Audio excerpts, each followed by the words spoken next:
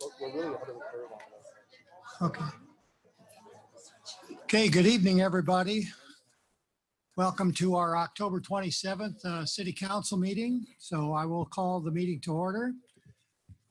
Madam City Clerk, could you call the roll, please? Yes, thank you. Mayor John Caposcia, Here. Mayor Pro Tem Rochelle Arizmendi, Present. Councilmember Gene Goss, Here. Councilmember John Harabedian. Here. Mr. Mayor, you have a quorum and may conduct city business. Thank you. Okay, our Pledge of Allegiance and Inspiration will be delivered by Councilmember Harabedian tonight. Everyone, please stand. Right hand over your heart. Ready? Begin. I pledge allegiance to the flag of the United States of America and to the republic for which it stands, one nation, under God, indivisible, with liberty and justice for all. Please have a seat.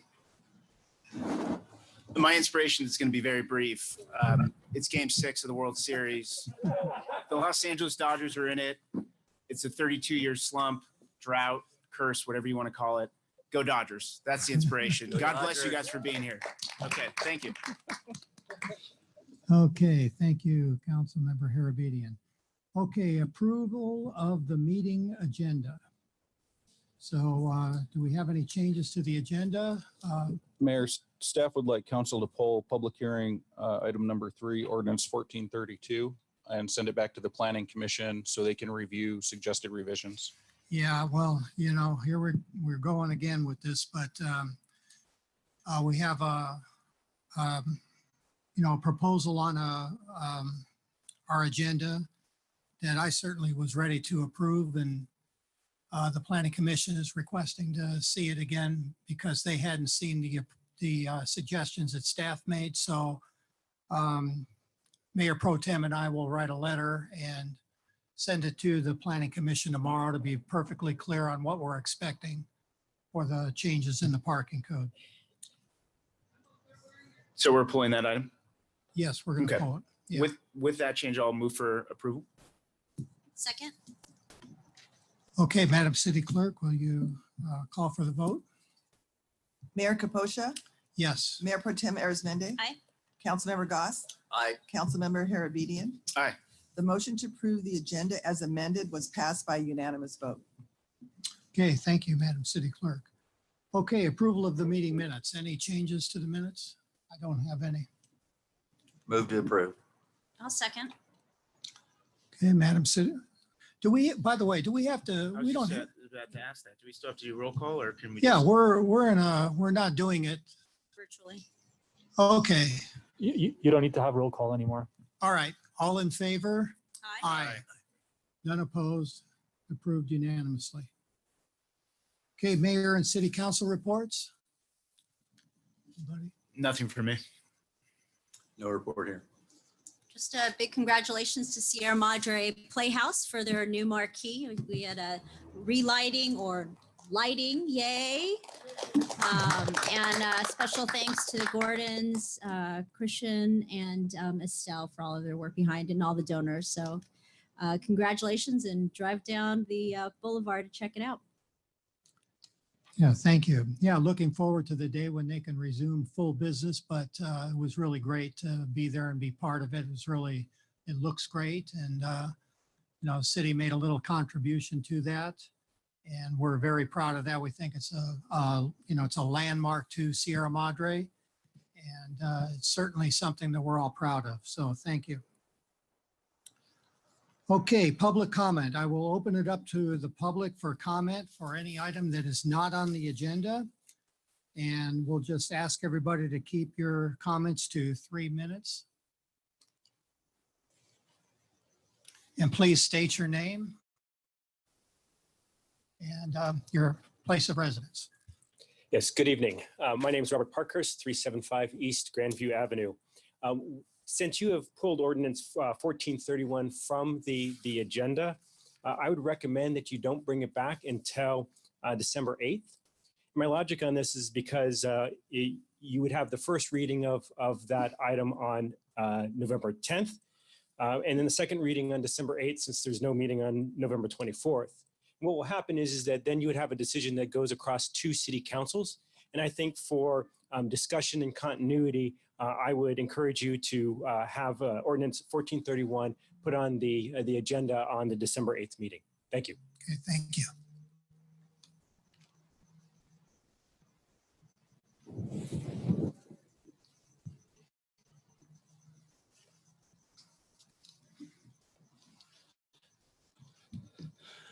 Good evening, council, honorable council members and mayor. Name is Gary Hood. I live at Carter and North Baldwin. And I'd like to start this out with a positive note, which somebody mentioned in the audience here, that we have been very pleased with the council members and what they have done in the past. And our planning commission has been very special to us. So with that said, in 1978, Margaret Buckner started the Homeowners and Residents Association because it seemed like the council and the planning commission were working together to bypass our city building codes and by granting a large number of variances. In 1978, Lee Klein ran for council because it seemed like the planning commission had granted a lot of variances for condo units in the southeast corner of Park and Mariposa. Balconies were cantilevered too close to the property line and were so tall that the fire department couldn't put a ladder to the roof. They didn't have a ladder that would fit. Now the city has an MOU for 42 houses to be built up at the monastery, and they hope that this project will help meet the Regional Housing Needs Assessment, the RHNA numbers, put out by Sacramento. As a community, we felt that our planning commission had this under control until the city council started talking about not having 7 members, but having only 5 members on the planning commission. We had 6 members because 1 vacancy had not been filled. Now, one of the most respected planning commission members was asked to resign. If he didn't resign, it had to go to council vote, it was going to get ugly. So, not to cause problems, this commissioner did as asked and submitted his resignation last Thursday to the dismay of those in the community that knew him. This is an architect that cared about the community and not only helped with Lizzie Trails Inn designs and work, but was passionate about helping people with their historical homes. It seems very suspicious that now we have 5 planning commissioners because the departing mayor had asked one of the commissioners to resign. He was asked to resign without ever receiving notice to not be passionate about his profession. I called this commissioner today and asked why he submitted his resignation. He said he didn't want to cause any trouble in the community, and being an architect was how he earned a living and didn't want to jeopardize his career. As the mayor said, if he didn't resign and it went to council, it was going to get ugly. I asked the council to please not accept his resignation and ask him to stay on the commission during these most important times in the history of our city. With the passion that I've seen in the community, this could get ugly. Thank you.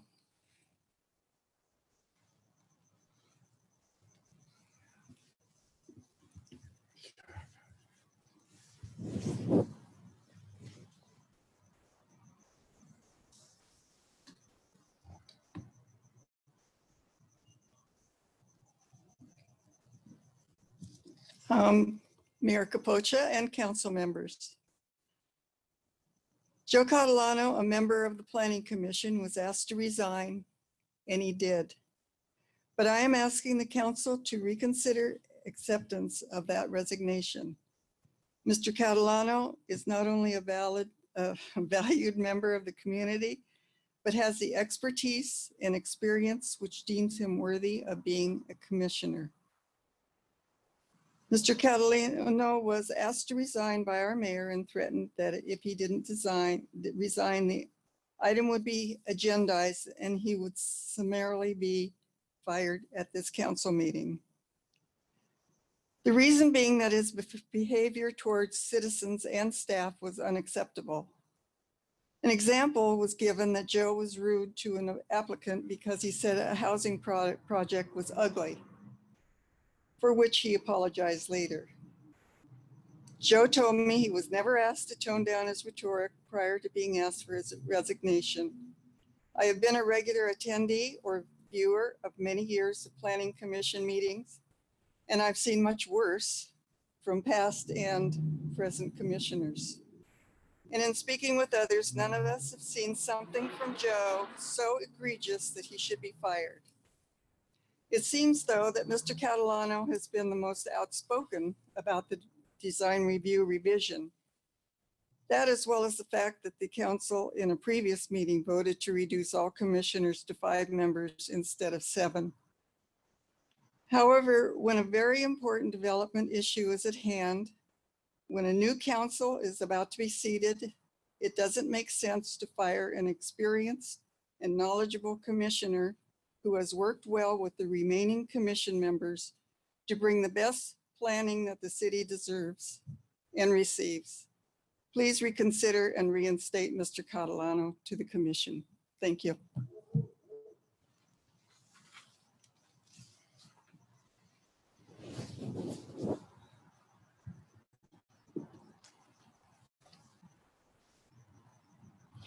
Good evening, council members. Deb Sheridan, Valley Vista Drive. I have often praised you for being the best city council we've had in my 33 years as a resident. I've even campaigned for every one of you.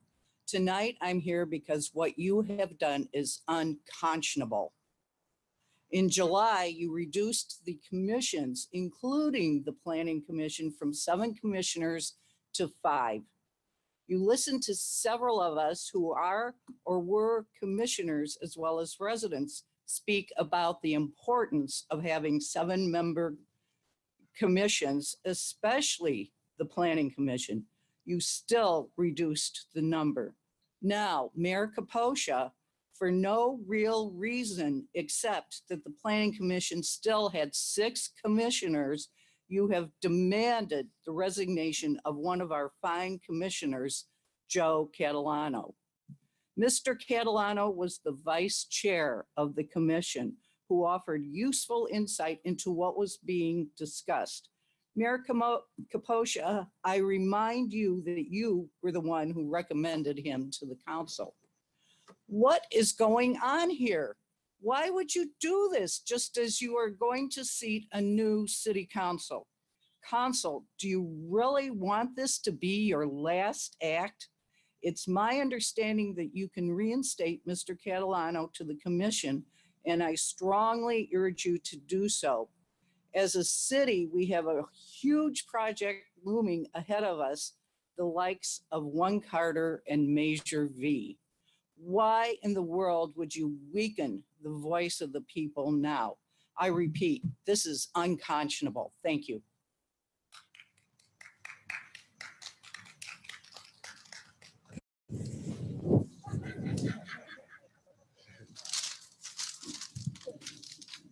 Matt Bryant, Edgeview Drive.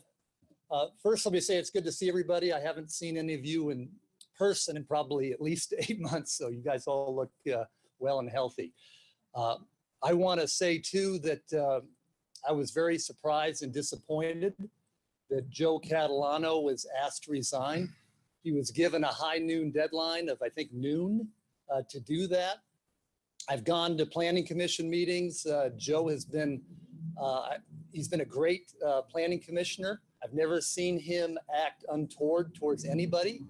If he did make some comment that said maybe a project was ugly, look, I want the guy to tell it like it is. That's what we need here in Sierra Madre. Joe's looking out for the residents of Sierra Madre.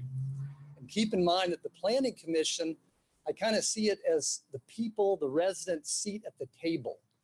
That's our representatives who are keeping an eye on things. And Joe has done a great job. And I really think also that it's really a violation of due process, particularly if it's correct that he wasn't given any notice to maybe adjust his behavior in some way. And for a volunteer on the Planning Commission, volunteering his time, you know, to just ask for his resignation, He's now dismissed. I think it tarnishes his reputation. I don't think that's a healthy thing. Right now, we need somebody like Joe on the planning commission. We got some big projects coming down the pike, the monastery project.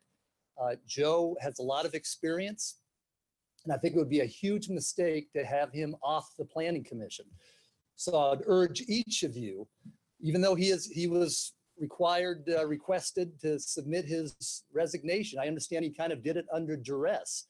And I would ask you folks to reject, his resignation, keep him on the planning commission, and let him do the job that he needs to do.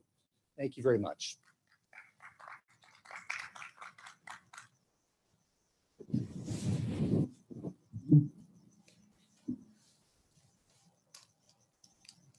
Good evening, Honorable Mayor and Councilmen. Thank you for hearing my public comment. Given that we suddenly lost a planning commission member this week, I've had the feeling of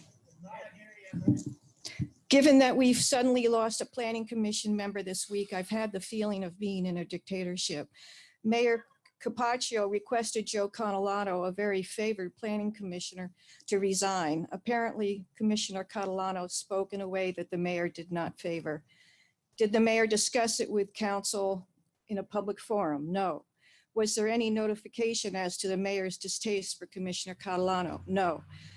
There was, however, the request for resignation, and if Commissioner Catalano refused and took it to the next council meeting, the mayor suggested it would not be very pleasant. So here we have a volunteer commissioner being told under threat, duress, and coercion that he is in the mayor's personal dislike and to get out. Where is the Democratic representation? In all the letters I've seen requesting Joe Catalano to stay on the Planning Commission, the mayor has opposed our wishes, blatantly ignoring us. And the request for Joe Catalano's resignation seems like bullying and a flat-out personal vendetta. It also reduces the Planning Commission to 5 members. Mayor, what are you trying to accomplish here? The mayor apparently finds what we have to say is very irrelevant and not deserving of any explanation. As a citizen of Sierra Madre and one who the council represents, I expect that you reverse the resigning by Joe Catalano from the Planning Commission. May the next council and mayor not feel the need to behave this way. Thank you so much.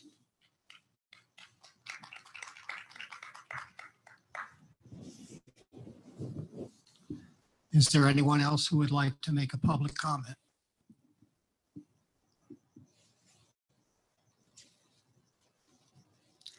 Okay, I do feel like I should respond. I'm not going to go into the reasons why Joe Catalano was asked to resign, but one of them was to avoid having the discussion here on the council, because I felt like that could be embarrassing for him.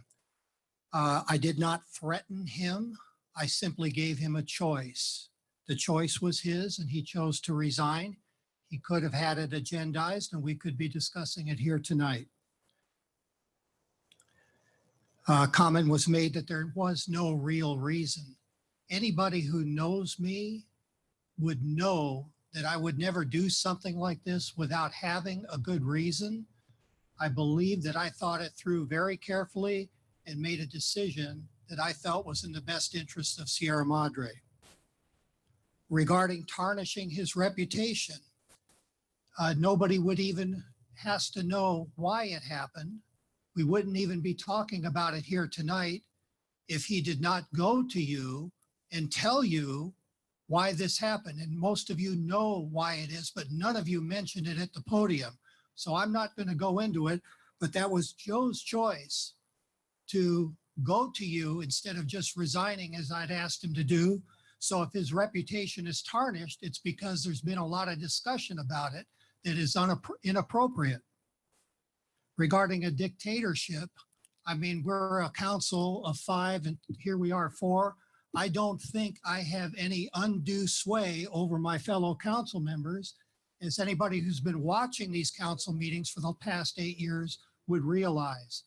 So I did have a very good reason to do it, and it had nothing whatsoever to do with the monastery or with his thoughts on how the Planning Commission should operate. In other words, if we have differences of opinion, I'm okay with that. But that was not the reason. I asked him to resign.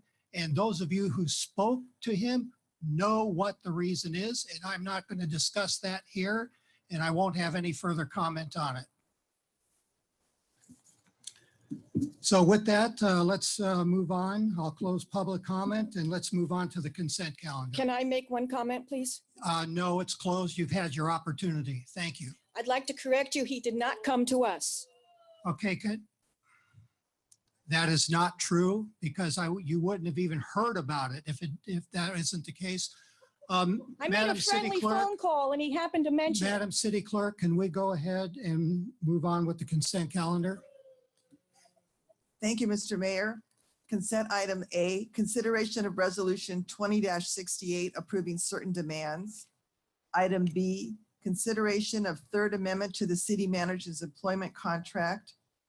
The city will incur an additional $23,702 annually in salary and benefits paid to the city manager as follows. Salary $10,500, benefits $13,202. Item C, Treasurer's Report quarterly ending June 30, 2020. Item D, consideration of November and December City Council meeting schedule. Item E, authorization to begin 218 process for Downtown Assessment District. Item F, consideration of adoption of resolution 20-65, continuing the local emergency due to the Bobcat wildfire.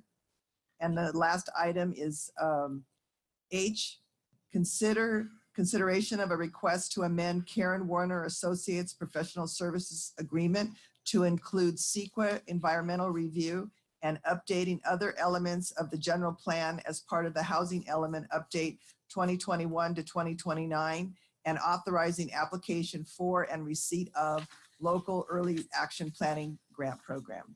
And that concludes the consent items. Mr. City Attorney, do you need to make a statement on the item regarding the city manager's contract? Yes, thank you, Mayor.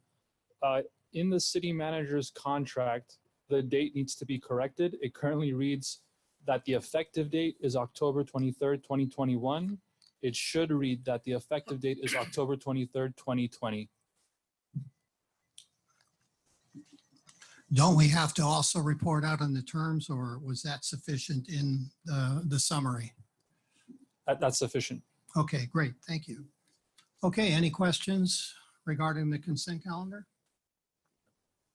No questions. Okay, with that, I'll open up the consent calendar to public comment. Does anybody have a comment on any item on the consent calendar?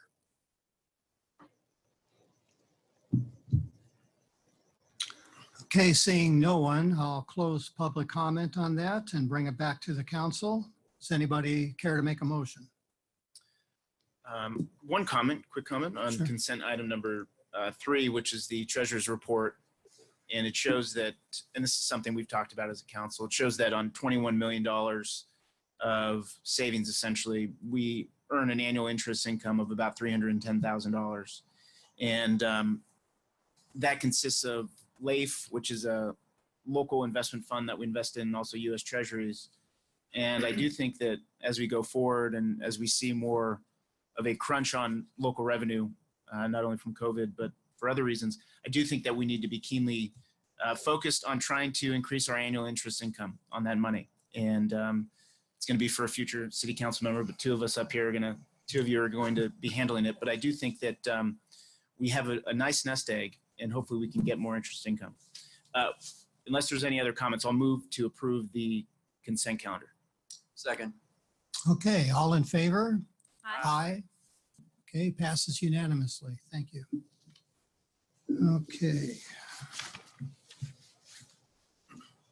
Okay, first public hearing is consideration of citizens option for public safety or COPS grant funding for 2020 and 2021. Thank you, Mayor. I'll turn it over to Chief Armelin.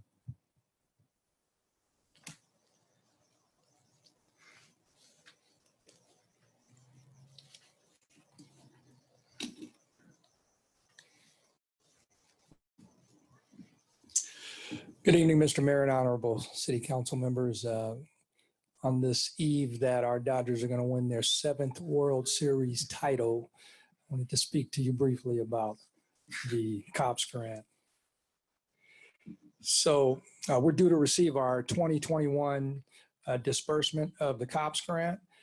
And we've been receiving this since 1996. And this grant basically is used to provide extra services. We cannot use it for our frontline services. Next slide, please. And go ahead and go to the next slide. Thank you. So wanted to give you an idea of how we use these funds. As you can see on the screen there, we use them for several different things, and I'm going to explain those to you. But as it mentions, we use them to help us establish our communication systems, bring supplemental officers to our city, also for our air support, and as well as we're using it to obtain our Foothill Special Enforcement Team. And then there's other additional supplemental services that we use the funds for. Next slide. So I wanted to break down a few of these items. The first is our Interagency Communications Interoperability Radio System, otherwise known as the ICI system. This system gives us the ability to speak with other San Gabriel Valley agencies and just pretty much every other agency in Los Angeles County. This is very important because in the time that we may need additional resources to assist us with a problem in the city, it gives us the ability to talk directly to those officers and vice versa in the event they need us to help. We call that mutual aid capabilities. And we've been involved in this since 2003. Next slide, please. So supplemental officers, which are our part-time LAPD officers, we've been doing this since 2010, and this unique and highly beneficial program is very special. It gives us the ability to bring seasoned, mature, and well-experienced officers to work in our city. And it's the first time I've seen a program like this, and I am highly pleased by it. And I'm very happy to tell you that all the officers that have come here to work for us for LAPD, from LAPD, have been really good. I think that we've put a lot of effort into choosing the correct individuals from LAPD to come and work in our city. And they do go through a full hiring process. And I think a credit to our agency, this council, our city, is the fact that many of these well-veteran LAPD officers are actually interested in working in our city. They prefer to be here, and some have expressed a desire to join our agency. So that's a real credit to us. Next slide. Our Foothill Air Support Team. So basically, this gives us the ability to have a very, very important and crucial need to assist our officers on the ground, and that is air support. So we accomplish that through a joint powers agreement. And as you can see on the slide, there's several cities that participate in this, and the cost to it is calculated by population. And it gives us a very, very important resource in order to accomplish our task as safely as possible. Next slide. I just wanted to give you a little bit more about that. They respond to critical and high-risk incidents, and they've responded to approximately 75 calls per year. But the most impressive thing for me, having come from another agency, is the fact that they average a 72-second response time. I've worked in areas where that response time has been quite a bit higher. So we're getting a really good service. And I wanted to give you an idea of some of the calls for service that they've assisted with this past year. The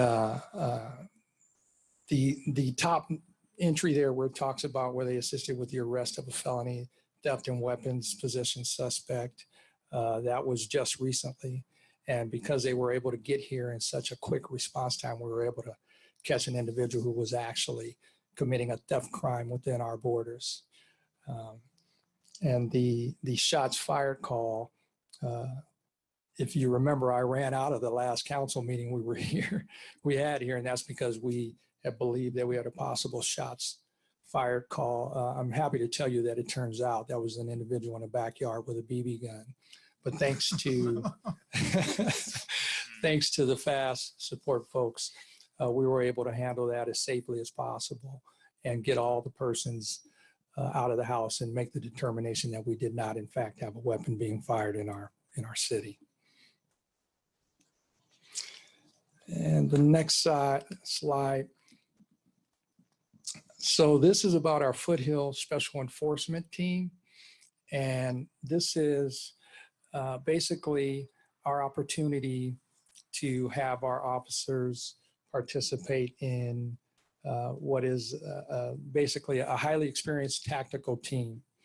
And these folks work to bring the most high-risk situations to the safest possible outcome that can happen.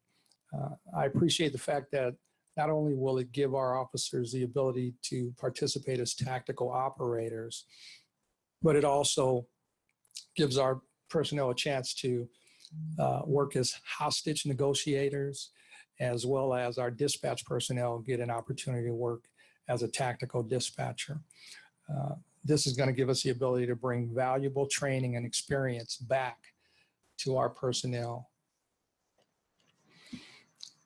And just to give you an idea of some of the situations that they would assist in, I have a few up on the screen: a barricaded suspect, any hostage situation, or high-risk incidents, including search warrants.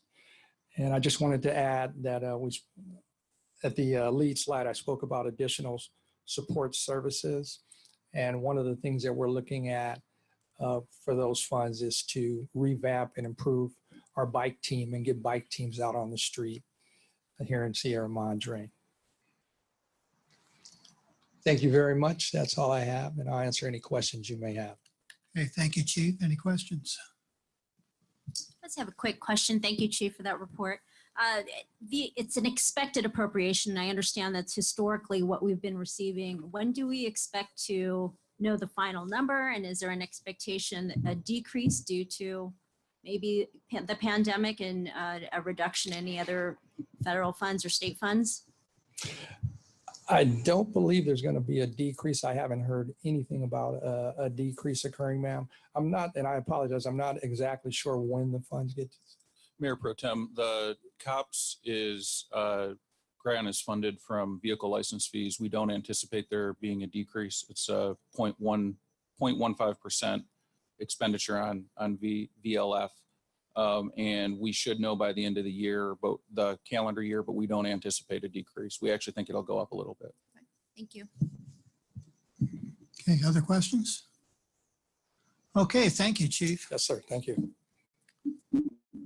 Okay, so with that, I'll open it up for public comment. Anybody have a comment regarding the COPS grant? Okay, seeing no one, we'll bring it back to council. Any thoughts or discussion about it? It's great we get the money. Yeah. Take it. Doing good things with it. Yeah. Okay, so would somebody like to make a motion? Move to approve. Which, Move to approve. okay. Second. Okay, all in favor? Aye. Okay, passes unanimously. Thank you. Okay, next on the public hearing, consideration of adoption of ordinance 1431, amending chapter 17.08, chapter 17.36, 1760, Title 17 of the Sierra Madre Municipal Code, and approving resolution 20-62, the commercial code. Thank you, Mayor. City Council had quite a lengthy discussion and made several changes to the proposed ordinances at the last meeting. In summary, what Council did is revised the threshold for retail establishments to allow them as a use by right up to 7,500 square feet, and eliminated the minor conditional use permit.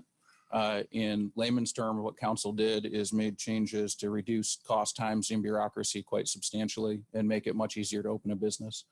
Staff is available for any questions council has. Okay, so this is basically, we're bringing back what the changes, what was at our last council meeting. Correct, Mayor. The changes were substantive enough that we republished the public hearing and to make sure all the changes that council suggested were addressed. Okay, I don't have any questions. Does anybody? Okay, any comments from the public?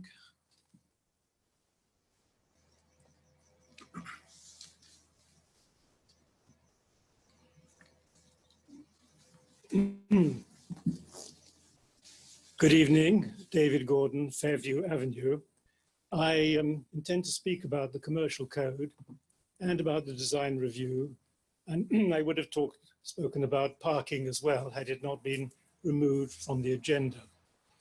Because what I'm seeing is a breakdown in the relationship between council and the planning commission. In each of these cases, the unanimous recommendations of the planning commission have been criticized, rejected, or tweaked by staff at the request of council. This is surely not a healthy situation. We discussed before how difficult it is to recruit members of commissions, and therefore they're coming down from 7 to 5.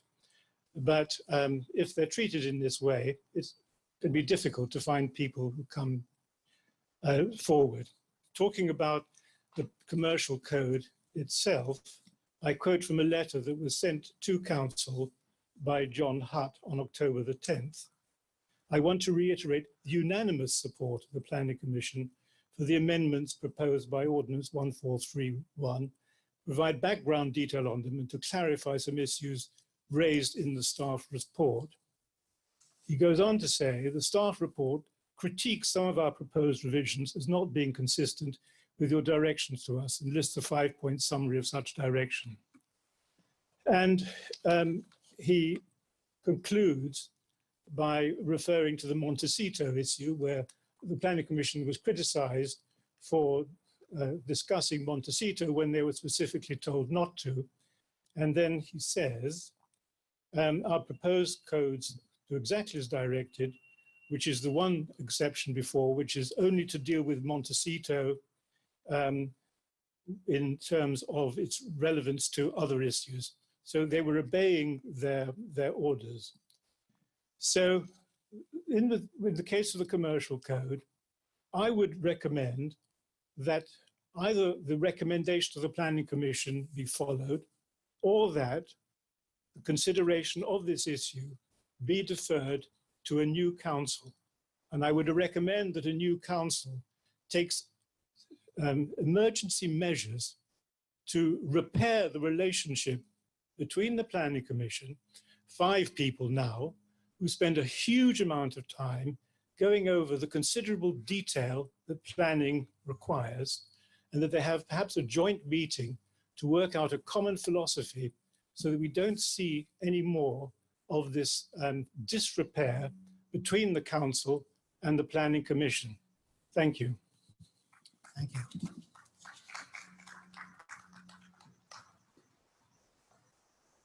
Would anybody else like to comment?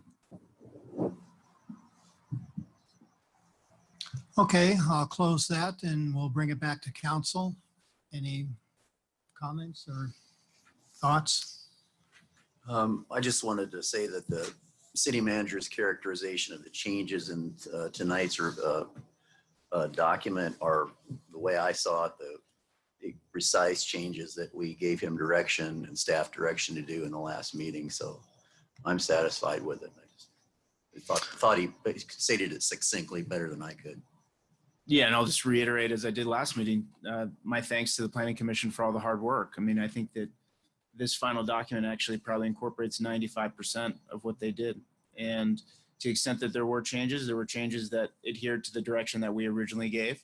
And secondly, made as the city manager and Councilmember Goss said, made things more streamlined. So I think that this document is very good as it is.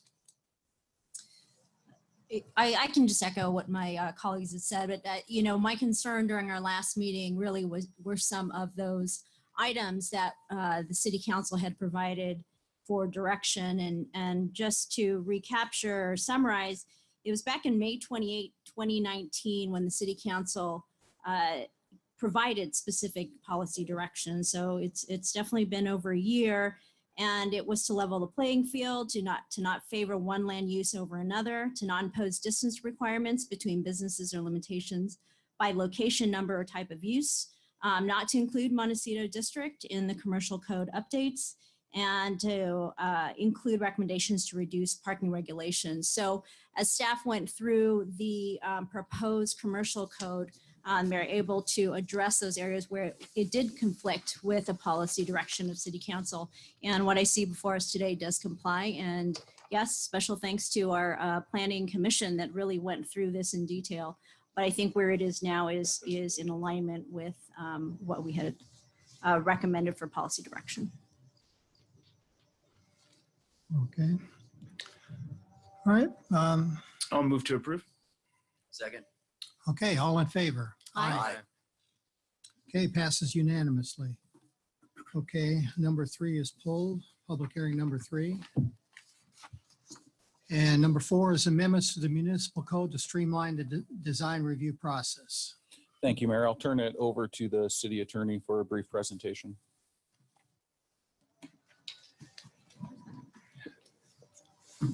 Members of council, so my presentation is just going to discuss the legal changes that took place at the state level with respect to design review, and any questions regarding the actual amendment to this design review process that staff is proposing can be directed toward the planning director, Vincent Gonzalez. So we can begin with the presentation. So the design review process really has, I think, 5 steps to it, if it can be broken down that way. First, we look at the relevant development standards, and then we see, does it meet certain thresholds for design review? If the city has objective design standards, it can apply them. And then the relevant reviewing authority reviews the project and has to make certain design review findings. Next slide. So our design review findings are located in Sierra Madre Municipal Code section 17.60.041. Just to give you an example, I just picked one of the design review findings. It says, the height, bulk, scale, mass, and siding of the proposed project be compatible with the existing neighborhood, landforms, and surroundings. Now, I chose that as an example to demonstrate that design review findings are generally fairly discretionary. You can see that there's room for interpretation in that one finding. And there are 8 of those. And that's fine. Under the law, you can have discretionary findings so long as they're applied consistently and they're applied to the correct project. Next slide. So state law has changed substantially, especially in 2019. 2 different bills were adopted by Representative Skinner, pictured here. She is the author of the amendments to the Housing Accountability Act, and she also authored the Housing Crisis Act of 2019. Collectively, these bills both limit the city's ability to deny certain housing development projects, and the rest of this presentation will discuss both of those in detail. Next slide. So the Housing Accountability Act and the Housing Crisis Act both deal with this term that's created called housing development projects. So just so everyone knows what housing development projects are, they are A, residential units only, B, mixed use developments consisting of residential and non-residential uses with at least 2/3 of the square footage designated for residential use, and C, transitional housing or supportive housing. But let's focus, let's go back one. Let's focus on that first one, the residential units only. It's kind of an ambiguous term because what does residential units only mean? Does that mean single family homes? Does that mean apartments? Well, this past month in September, the Department of Housing and Community Development released its guidance documents regarding what that term means. And they state, and I quote, "Because the term units is plural, a development must consist of more than one unit to qualify under the HAA. So a housing development project could never be a single family home." That's what that means. The second thing they state is, since an application for both a single family residence and an ADU includes more than one residential unit, the HAA applies. So what we have here is that in any application where 2 or more units are contemplated for construction, the HAA applies, the Housing Accountability Act. Next slide. So what's the impact? So what happens if the HAA applies? Well, the HAA says, if one of these housing development projects meets objective general plan, zoning, and subdivision standards, then the city can't deny the housing development project or reduce its density unless the city makes written findings concerning health and safety. Now what practically that means is that we can't apply our discretionary design review findings to those projects that are subject to the Housing Accountability Act, because our discretionary findings aren't objective general plan, zoning, and subdivision standards as defined under the HAA. So if the city wants to apply design review if the city wants to apply design review to projects subject to the Housing Accountability Act, it'll need to adopt new objective design review standards. We can't rely on our existing discretionary design review findings. Next slide. One of the troubles that the Planning Commission was facing in amending the design review findings. So initially, one of the things that the Planning Commission was tasked to do was to amend the design review findings, and it proved to be quite difficult because of this law, SB 330. SB 330 has the 2 most relevant provisions I've quoted here, and I'll read them for everyone. The first one says imposing, so the city is prohibited from imposing or enforcing design standards established on or after January 1, 2020 that are not objective design standards. So the city can't adopt new standards or amend existing standards that are discretionary after January 1, 2020. So if we're going to make any amendments to the design review findings, they have to be objective. And so that really limits what the city can do with respect to its findings. Second, the HAA says a design standard that involves no personal or subjective judgment by a public official. This is the definition of objective standard. A design standard that involves no personal or subjective judgment by a public official and is uniformly verifiable by reference to an external and uniform benchmark or criterion, available and knowable by both the development applicant or proponent and the public official before submittal of an application. This is a very high bar to meet with respect to objectivity. It's not what traditionally we've used as objective under legal jurisprudence. This is a particularly high bar. And so for that reason, the Planning Commission was hesitant to amend these design review findings because they didn't want to lose their existing discretion. Next slide. So the City Council's options, assuming that we don't amend the design review findings, the City Council's options are to amend their existing development standards. They can amend design thresholds, which is what the Planning Commission recommends. And so design thresholds, an amendment to the design thresholds will determine which projects will be subject to design review versus which projects are subject to ministerial review. And the third option that the City Council could consider is amending the reviewing authority. So who actually gets to review design review projects? Will it be the Planning Commission? Will it be the City Council? Will it be planning staff? These 3 amendments can be made without the city losing its existing discretionary findings. And that concludes my presentation. Okay, thank you. Do you, City Manager, do you want to continue with your discussion of the staff report, or should we stop and ask questions there? So Mayor, I was just going to say the alternatives before you, there's 10, which is a lot. What staff did was any involved discussion the Planning Commission had, we simply tracked it and tried to show what the discussion was and make it an alternative available for council. I think as the liaison to the Planning Commission, Mayor, you may be best able to frame this discussion to begin with, and staff is happy to answer any questions you have. Okay, first of all, I just want to ask a few questions of the city attorney.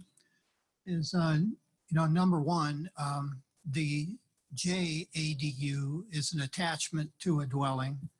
And is there any minimum standard for a JADU, a minimum size, or what exactly does it take for something to be called a JADU?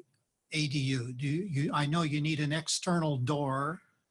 Right. And do you need plumbing? Do you need a formal kitchen? What do you need? Right. So a junior accessory dwelling unit, as opposed to an accessory dwelling unit, is defined both by its size and its facilities. So in terms of size, a JADU can't be larger than 500 square feet. An ADU can be up to 1,200 square feet. A JADU can't be greater than 500. In terms of minimum size, the minimum for an ADU and a JADU are the same. I believe it's 150 square feet under state law. And in terms of its facilities, the real difference between an ADU and a JADU is that the JADU can have shared sanitation facilities, so shared bathroom, and it has a smaller kitchen. It's something called an efficiency kitchen. ADU has to have separate kitchen. A full ADU has to have separate kitchen facilities and its own sanitation facilities. That's really the main difference between a JADU and an ADU. So then what could happen, say, on a larger house, 2,500, 3,500 square foot house, the builder can just build 150 square foot with an entrance in the back and put an efficiency kitchen and call it an ADU and avoid design review. Correct. It would trigger certain things though, like it would trigger an additional parking requirement. There are other things that the builder would have to meet, certain other expenses, but yes, they could avoid design review if that application contemplated two separate units, and in this case, it'd be the primary residence and the junior ADU. Yeah. So when was this put into effect? So this HAA, these two laws, when did they become effective? right, the ADU law that you're referring to, because that's different than the HAA. The ADU law that amendment took place in 2019. Actually, it took place at the same time. The JAD law came into effect in 2019, was adopted in 2019, took effect 2020, January 1st. And the HAA amendments were adopted in 2019, took effect January 1st, 2020. And the real surprise to everyone was the memo that came from HCD in September. Okay. Because formerly there was a lot of ambiguity regarding how to apply JADUs, because there isn't a lot of the JADU section doesn't have a lot of separate sections. It's not very clear. Yeah. And so HCD was charged by the state to provide that clarity, and they finally provided their memo. So if someone is building, or like in the case of a multi-family dwelling, I'll just be specific because I live on Highland, and I was walking the other day and I see a notice up on East Highland where there's a single dwelling there in a R3 zone. And the proposal, the sign there is to add a duplex in the back of the front house. So, but yet there is a design review hearing that's scheduled for the 5th. Is that going to happen? Is it legal for that to happen? We are going to actually open that public hearing on November 5th and then close it with the understanding that we are not able to continue processing that project as a design review permit because of the ADU requirement, that both the new construction and the ADU are considered ministerial approvals. That project would be approved by right through building Okay. plan check. So same thing, a couple of months ago, there's a applicant to build a house on Grove Street, the barn house. That was prior to this letter issued in September by HCA. Had we had that letter before that, that'd be the same there. That would not have come under design review? That would be the same case. Yeah, I see. Okay. Okay, thank you. Yeah, so the Planning Commission was in a very difficult situation here. We've been working on this for a year and a half now, after we'd asked the Planning Commission to, to update the design review to make it a little more objective and to be able to be less regulatory and easy to interpret and apply consistently. I mean, it's all in writing. We had a couple of meetings. So during the discussion, I think this thing with the HAA came out a lot recently with the discussion, and it did present a lot of challenges. So now we're in the situation where we have to be very careful. If we were to modify the code, then that could negate all the code that we have. And our city attorney has done some research, and there's no case law yet. This is so new. So I do understand we don't want to be the first ones to be attempting to write objective design standards and have somebody challenge those in court. So the other thing, the Planning Commission worked very hard to try to satisfy the council's desire to have a more streamlined, user-friendly process. And so they made the suggestions about the standards, what triggers design review. So what we have in front of us is a lot of different alternatives to try to meet the objective that the council had given them. So a couple of new ideas came up in there. One was to just change the reviewing authority to the director. Another one was to have just have the Planning Commission summarize all the things that they're asking of the applicant and make it very clear to the applicant what is expected in relation to the findings. And I'll just be honest, I mean, one of the problems I've had that goes back even before I was elected and just observing city council meetings is sometimes direction is given to the applicant and it's not clear to the applicant what is expected of them. Sometimes direction is given to the applicant that has nothing to do with the findings, and the applicant is confused as to what they really need to do to meet the requirements of the Planning Commission to meet the findings. So this is what we were trying to do, is to make this a little bit more streamlined and objective. So now we have before us many different ways to achieve that. So, I don't think, if you're reading the staff report, there are a couple of things. Staff is not even recommending at this time to adopt the proposed design review findings. So I think we can kind of eliminate those, but we'll get into it when we get into the discussion. So we've got various choices, and I guess when we get to that, we'll just kind of step through them quickly and see which ones make any sense to us at all, and then we'll work from there. But are there any other questions that you have of staff? I do. Thank you, Mr. Mayor. City Attorney, the first option was to amend the objective development standards, I think was the way you phrased it. How exactly would that work? So what I meant by that was you can amend height limits, you can amend square footage, minimum lot sizes, things of that nature. Rather than the design elements, okay. And have we,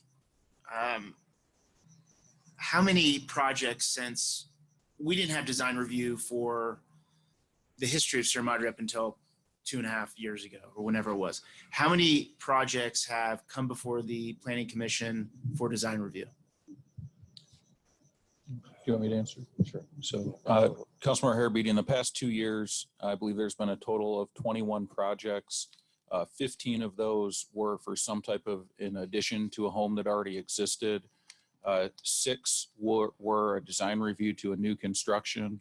And if I'm remembering this correctly, 3 of those 6 would not be allowed to be reviewed under the new state law, meaning they were, had some type of ADU with them, or any type of second unit. And did we, out of the 21 that came before the Planning Commission, what was the result of those 21? Did they all get approved with some amendments or otherwise?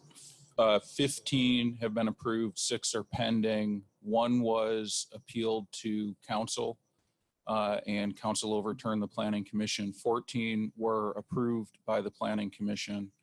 And I forget the average time. That's what I was going to ask. But next. I think it was right around 2 meetings as the average time, with some of 2 of the additions taking substantially longer, and some that came in were approved in the first meeting.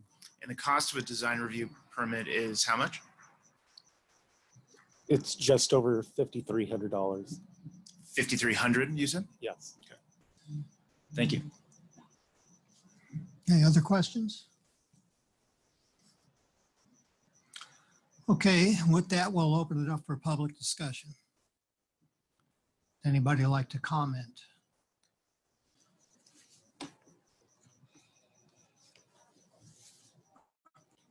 My name is Bob Spears. I live on Grandview. I'm probably one of the longest serving members of the Planning Commission. And I want to point out to the City Council that this Planning Commission is very, very frustrating. We try very hard to do our job. We're citizens and we take our job very seriously. We work on long meetings. You appointed us. We want to do a good job, and we also do not want to put the city in a legal problem.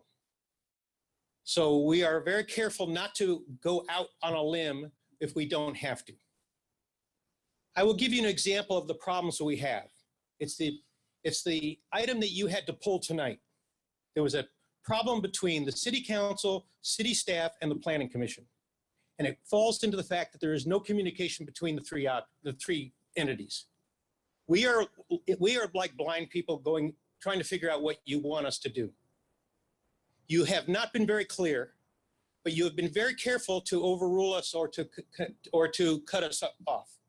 You took us from 7 people to 5. We used to have 3 architects on the commission. Now we have 1. Architects speak the language of developers. Architects know what to look for. Architects know how the game is played. I'm a simple citizen. My background is on the fire department. I look for safety issues and I look for common sense issues. But I do not have the vocabulary or all the skill set to protect the city and the way the citizens want the city. You need to step up. You need to talk to the Planning Commission, and you need to talk to staff, and you need to set some kind of agenda that we all can understand and we can all follow. Because right now we're running around very confused. At the end, you're looking at an agenda of 10 items to choose from tonight, and you're going to be out here in the cold trying to do it. It took us hours. You need to figure out what you want from your Planning Commission and sit down with us and have a conversation so that we can all work together. Because right now, city staff, city council, and Planning Commission are not together, and they're not doing their job well, and the city is going to pay dearly for the process. Thank you.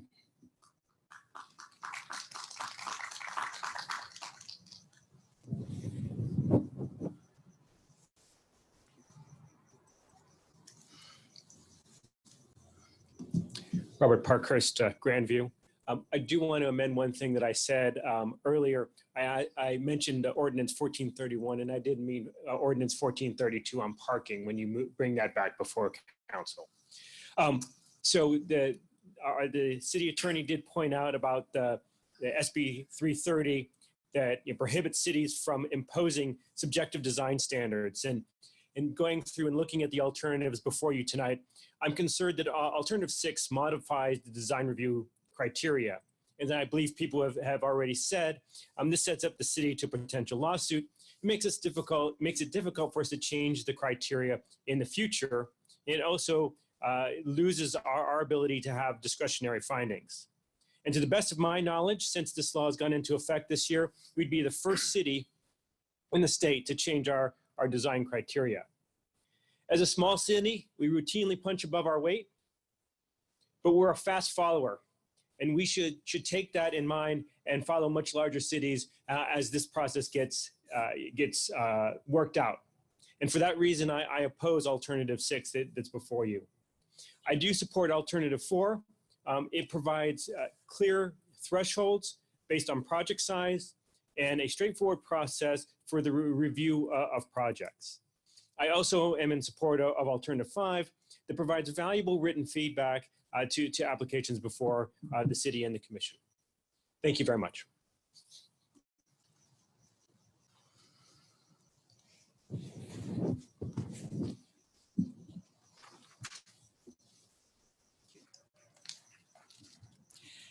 Deb Sheridan, Valley Vista Drive.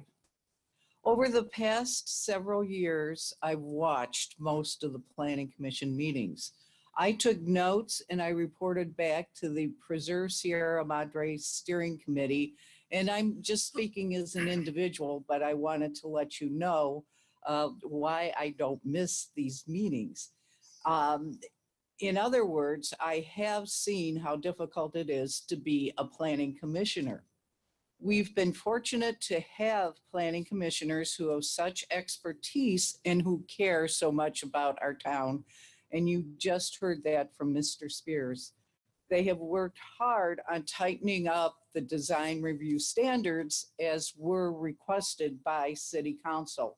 Why would you as a council not accept their expertise and instead go with that of the staffs, especially since there are certain parts of the staff report that might put us at risk? Two of you are going to be gone from this council in a month. So what is the rush to do this? Please, I am begging you, do what is best for Sierra Madre. And again, I applaud Bob Spears for speaking before you. Thank you.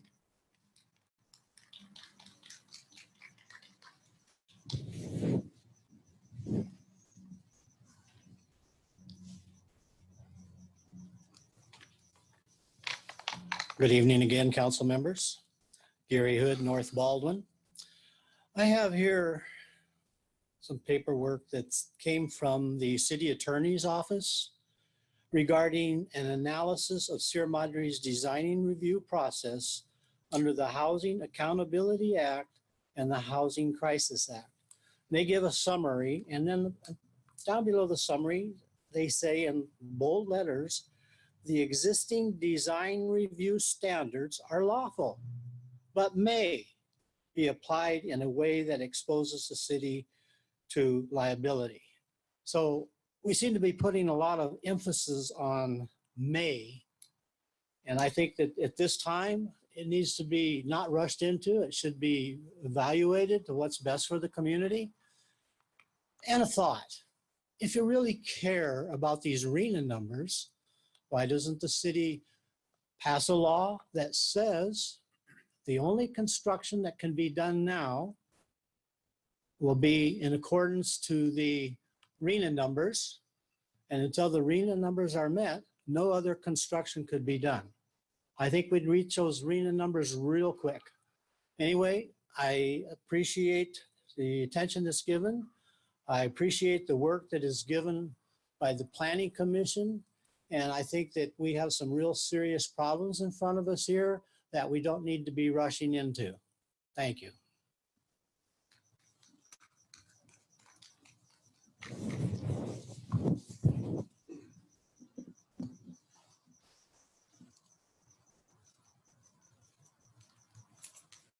Hello, good evening. I'm Alex Sorietta. I live on Edgeview. Just wanted to comment on the myriad of options available. I guess I'm just learning that two of the city council members will be leaving shortly. I tend to look at things fairly long term. So my question would, or suggestion, recommendation would be not to make any decisions that really have substantial long-term impact on the city of Sierra Madre. Rather wait for the new council to get on who will have greater skin in the game, will be able to own some of these longer term decisions. I love Sierra Madre. It's a beautiful community. Development is one of the things we have to be very, very thoughtful and vigilant about. And clearly with 10 options, incredibly significant, too much, frankly, and it requires a lot more discussion. I've seen some of these planning commission meetings on the TV, and it's a hardworking group. It's a hardworking team. They seem to be pretty thoughtful about what they are proposing. So I would strongly suggest that there not be any substantive decisions made until the full new council is on board. Thank you.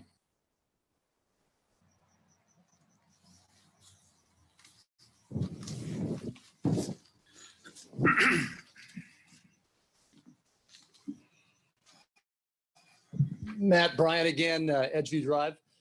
I just want to address this. It seems like a persistent conflict that I've seen over the years between what city staff recommends and what the planning commission recommends. And my feeling about it is this, and I have a lot of respect for city staff, but how many of the city staff actually live in Sierra Madre? I know every one of the planning commissioners lives in Sierra Madre. City staff might move on to another city. A lot of the planning commissioners are longtime residents of Sierra Madre. So when you have these kind of conflicts, even if I don't know any of the information, I'm going to tend to side with the planning commission, who I think are looking out for the residents of Sierra Madre. Thank you.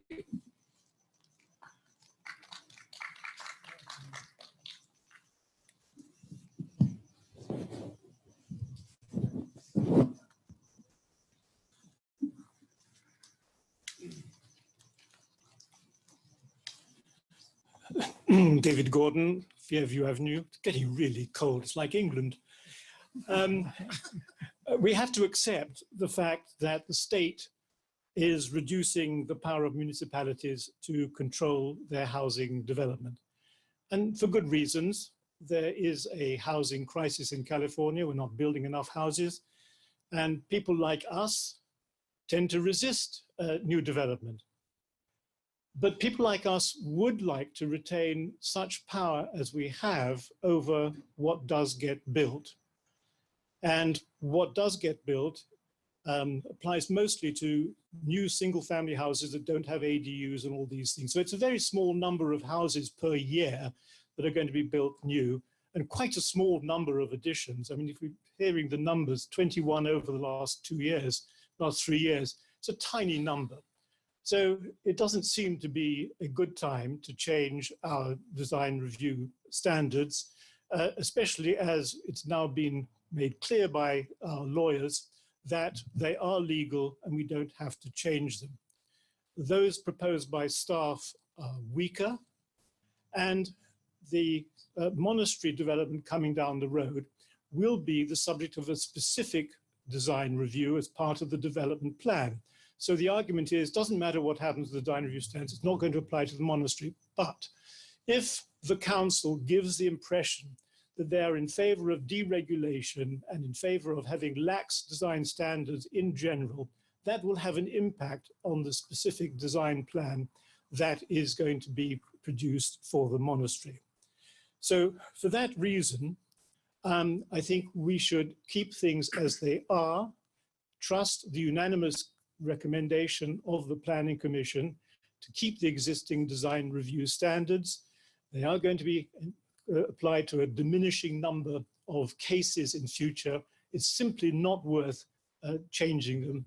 So please leave them as they are, or preferably, as other people have suggested, leave this as a decision for the next council. Thank you.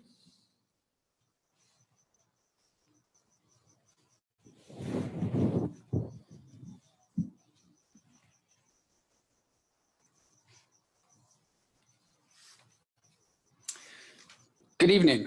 Tom Dennison, Chair of the Planning Commission. Mayor Capocha, Mayor Pro Tem Arizmendi, Council Members Goss and Harabedian. You have before you Resolution 20-14 as the only recommendation from the Planning Commission. The City Council directed the Planning Commission to make the design review process more objective. This direction was in line with various bills from the state of California, more specifically AB 330. In contemplation of how best to do this, the Commission came to a couple of realizations. I quote from the memo from the city attorney to the city council in the agenda packet. The existing design review findings were adopted in 2017. They are not subject to SB 330. On the other hand, the revised design review finding proposed by staff are subject to SB 330. He goes on to say the legal sufficiency of design review standards adopted after January 1st, 2020 has never been tested. Further, our office was unable to identify any examples of design review standards adopted by other cities after January 1st, 2020. Without legally tested examples, it is difficult to draft objective design standards that achieve the city's goals of reducing regulation. With this in mind, I'd like to quote from the memo from the Planning Commission to the City Council. With regards to Chapter 17.20, the Planning Commission revised thresholds that trigger review so that fewer projects would come before the Planning Commission and added objective standards for development projects that wouldn't require Planning Commission review. We employed concepts from staff's proposed objective findings and, where applicable, incorporated staff's actual language. Our proposed code revisions would streamline the development review process for many projects, such as room additions and smaller new homes. At the same time, rather than providing only the rigid imposition of objective standards, they preserve an applicant's option to do an out-of-the-box project by seeking relief through design review, sometimes administratively, and other times at a public hearing before the Planning Commission. In either case, neighbors' interests would be protected, either by the objective standards for smaller standard projects or via design review for larger complex projects.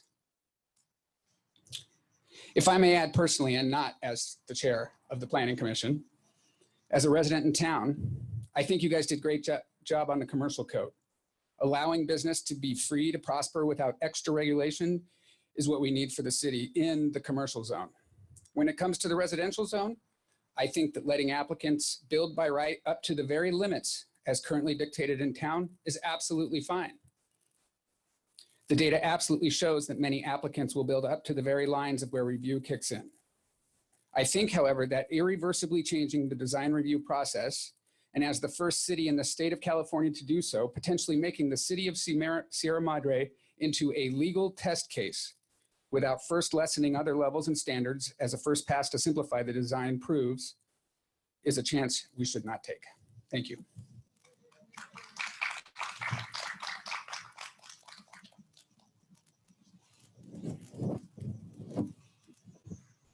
Okay, anybody else like to comment? Okay, seeing none, I'll bring it back to the council. I do want to just make a quick comment. I think the council agrees that it's not wise to, well, we'll talk about it, to be the first on the block to see how this is going to be challenging. You know, when we were discussing it, first of all, that's what I said, is I did not think option number 6 was probably something that's practical. But I do want to comment on the comments that Bob Spears made about no communication, because I think it was about 1.5 years ago, we did have a joint Planning Commission City Council meeting where we talked about this. We've had a couple of subcommittee meetings where we've talked about this, where the Mayor Pro Tem Arizmendi and I met with the chairperson and the vice chair of the Planning Commission. We tried to have regular quarterly meetings with the chair and vice chair. So we've had meetings there, and we realized that wasn't working so well. So I started to attend all the Planning Commission meetings, and I don't believe I've missed one in many months, probably about 6 months. And I'm always there, and I don't get any questions at all from the planning commissioner. So if they're confused about something, I don't know why they don't ask me questions about it. I have interjected at time to time to try to make the council direction clear. So I really, really disagree with that characterization that there is no communication. We've written 2 letters to the Planning Commission on the subject. And if there were questions, why didn't they come back? I think we spent a lot of time trying to craft our thoughts and our ask very carefully. So The other thing about rushing into this, we're not rushing into anything. This is a direction that the council gave a year and a half ago. We're merely trying to finish what we started. And I don't agree with the argument that we should leave it to the next council either. This is something we've been working on. The two of us that are going to step down have been on the council 8 years. And I really think that that experience is worth something, because I'll reflect back on even my first term. There was a lot we didn't know. We made mistakes because of it. So I just want to comment on that. And, you know, when we're talking about these objective, what this sounds like to me, to try to create truly objective standards, that really does sound like design standards. Mr. City Attorney, is that correct? I mean, if we had really detailed design standards, there's nothing to discuss. It's clear, it's knowable in advance according to the language you put. So we wouldn't even have to be reviewing it. If it's knowable, it's black and white. So, okay, go ahead. Yeah. Yeah, so that's correct. So if we did have objective design standards, then we wouldn't have discretionary design review standards and objective design review standards are not compatible the way the law is written. So if we were to adopt objective design standards, those would be ministerially reviewed by staff. So if we want to hold on to our discretionary standards, we should not amend them today. Right. I also want to go back to this. We implemented this design review in 2017, and just reviewing some of the, going over it again, it seemed to me that at that time, the biggest concern was not R1, it was R3. Several planning commissioners came to the podium, and they were concerned about big, boxy, cheap apartment buildings being built to satisfy RENA numbers. Now, here we are in a situation where that was the big concern then. Our RENA numbers have more than tripled now, and we have no control over that whatsoever because we do not have objective design review standards.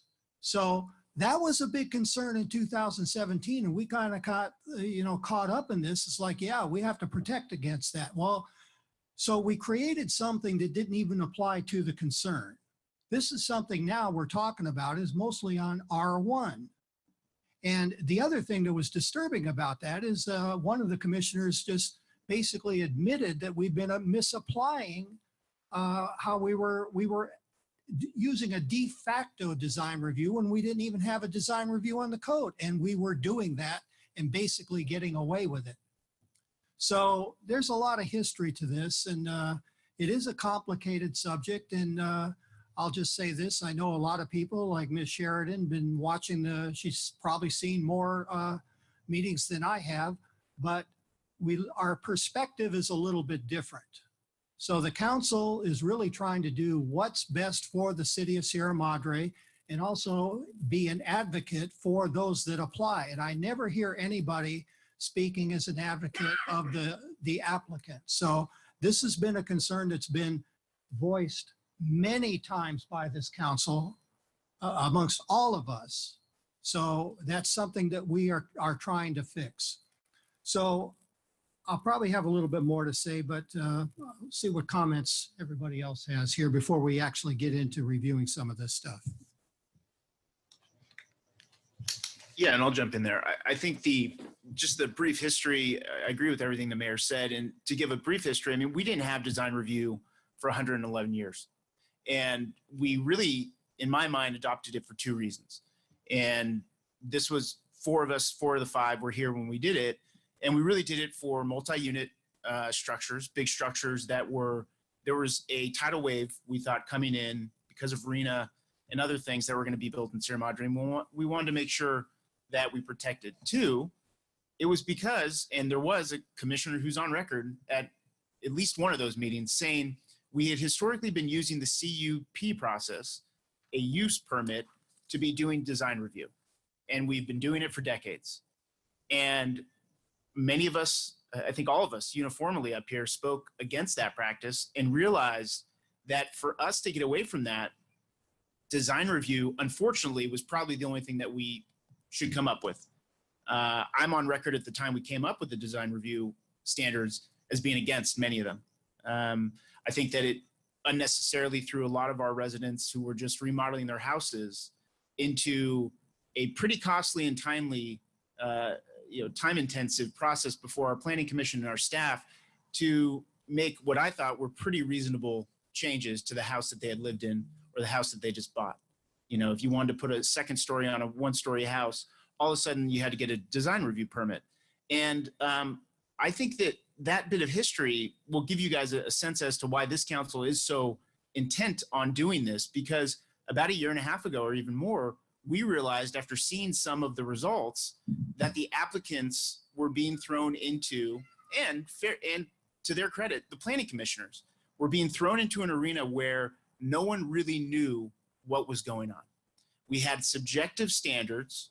We had planning commissioners individually thinking certain things about each one. And you had 7 planning commissioners telling applicants 7 different things. And you would see time and time again, applicants going to city staff and saying, I have no idea what's going on. I don't know what the planning commission wants me to do. And planning commissioners, rightfully, were probably pretty pissed at the city council for adopting subjective standards that are hard to apply. So we pretty quickly after adopting the design review standard said, we need to fix it. We need to be more objective. And frankly, to the mayor's point, we need to be more fair to the applicant, because that's why we're all here. We're here because we're all neighbors. We all care about the town. But if someone comes before a committee or commission, there should be objectivity and they should know what they're getting into. There should be the rules of the game, no moving targets. And what we saw was the opposite of that. And it wasn't anyone's fault. Again, I'll take the blame. City council can take the blame because we're the ones that adopted them. Fast forward to where we are now. There's this fake, I think, acrimony between us and the planning commission. This is news to me. I think they do a great job. I think that we've had a very respectful relationship. I'm happy with the work that they do. And as of last week, everyone that came up here and said that there's a problem with us and the planning commission had sung the city council's praises for everything that we've done on development, design review, et cetera. So I'm sort of shocked, but it's cute, I guess, because it's just not the reality. You don't have a city council up here that's trying to dictate something that isn't in your best interest. I think it's sort of laughable to think that all of a sudden we have become a city council that's looking to undermine the planning commission with the goal of actually bringing in more development, more mansionization, less structure, less regulation. I mean, again, that couldn't be further from the truth. We're the first city council that actually adopted design review. So let's keep that in mind here. And I do think that there's a plethora of options here. None of them are good ones. If I had to do it over again, frankly, I wouldn't have adopted design review. We did it, as I said, because we were using the CUP process in a way that should not have been used. And we thought design review would be an easier way of doing it. I'm not convinced that that worked out. You know, I think that the planning commission has come to this conclusion. I don't disagree with them. It's really hard to come up with objective design review criteria. It's really, really hard. I think you can have objective development standards. How big, how big can the building be? How tall can it be? Gross floor area, those types of things. I think that's really where the rubber hits the road. Once you get into this arena of design review, I think it's historically why this city has really avoided it, and why other cities, frankly, that had done it earlier have really run into problems. So I just wanted to say that from the get-go. This idea that, the mayor and I shouldn't be the ones to, I think, change something that we brought in. I think it'd be unfair to the new city council members to actually leave this on their plate. I'm not that mean of a guy. Whoever's going to win this election, I don't want them to have to deal with this, because it is difficult and it's really hard. So I'll tell you, I'll be frank with my colleagues. I'm kind of at a loss of what to do, because I do think that the planning commission idea of changing the funnel of projects that come into design review is not a bad idea. But the proposal that I'm seeing is actually causing more it would cause actually more applicants to actually go through design review, which is exactly what we don't want. I mean, I think the problem that we're trying to solve with the design review are buildings and builders who are coming in and trying to develop structures, residential structures that don't fit the character of the city. I don't think that's what design review is doing right now. And so the question is, how do we make it work like that? And I'm not convinced that any of these options really do that. So I'm open to hearing what the Mayor Pro Tem and Councilmember Goss have to say. I just want to make a few comments, and Councilmember Harabedian, I really do appreciate what you just shared. And a lot of those are my sentiments also. I don't think there is this acrimonious relationship between Planning Commission and the City Council. I remember one of the first community services meeting that I had, we had proposed something to City Council and they just decided, nope, that doesn't make any sense. And I was just crushed. And I thought, how could they do that to us? But, you know, obviously different circumstance, but I don't think we're always going to agree. And I think there can be improvements. So thank you, Commissioner Spears, for sharing some of that. And if there is a way, as we're looking forward to better communicate some of the points that we all want to work towards, I think we can improve in that area. But I definitely agree. This is not something, one, that we would want to put on the new City Council, but two, this is work that we have all been working on over the last year and a half. Yes, 2017 when it first came, when we first approved it. So I think it belongs here, and I think it needs to close here. And I also, you know, in just high level, I really hate what 330 has done, SB 330, HAA. I mean, it takes away our local authority, and that's something that I know I've been continually pushing for since I've been on the City Council and the work that I've done at the California League of Cities, is that we've just lost our local control. And I get it, there are bigger issues throughout the state, but it puts us in the predicament that we are in today. So what changes can we even make? And, you know, there's a lot of legal detail, and thank you, City Attorney, for going through all of those. But, you know, my frustration there, but nevertheless, one thing I do want to defend, I think in some of these alternatives, I think there was a lot of concern about what the city staff had proposed. And I know that, you know, as I was looking through this report, I had those questions too. And there was a clarification by the city manager that, you know, these 10 alternatives are things that were ideas that were thrown around during the Planning Commission meetings. And so even though it says that staff is recommending these, I want to defend the staff in that way, is that it's not necessarily what the staff is saying, it's what they collected. So, and I think we're in agreement. I don't think any of us want number 6, I think, as a proposed finding. But I wanted to make those comments, and I will say, I don't know if there is a best proposal in this. I probably am around number 1, is retaining the code as is. I'm really concerned about being a guinea pig of being the first city to make major changes. Let's let the other cities do that. And in the meantime, I think we should include some kind of level of reviewing authority if we keep the code as currently codified. Okay, thank you. Mayor Pro Tem, Councilmember Goss. Boy, I don't know if I can be as eloquent as my 3 colleagues were just. I'm kind of still taking that all in. Well said, everyone. I don't really have any disagreements at all with anything you said. You know, I just think, you know, we're elected politicians, and none of us were politicians before we came up here. We're all kind of, I guess, trying to do our best job of trying to do the greater good for our city. And when you're talking about the greater good, that's not just putting kind of generalized or even subjective design standards on people's homes. I talked to far more people when I went door to door who are concerned about the fact that when they come to the city, that it would be difficult for them to change their homes, and that they paid too high a price. Literally, the fees were too high for them to even consider it. And not only that, but many of them confided to me, who was not a city official at the time, that they'd gone ahead and done things to their homes anyway without permits. So the unintended consequence of having an onerous regulatory regime is that people work underneath the table and they do things that we really don't want them to do. They build unsafe structures and they build things too close to their neighbors, and they are violating the basic spirit of the community. So I think we need incentives to get them back to doing the things that benefit all of us. So I would lower fees and I would do everything we can to keep the applicants' rights and prerogatives at the very front of our concerns.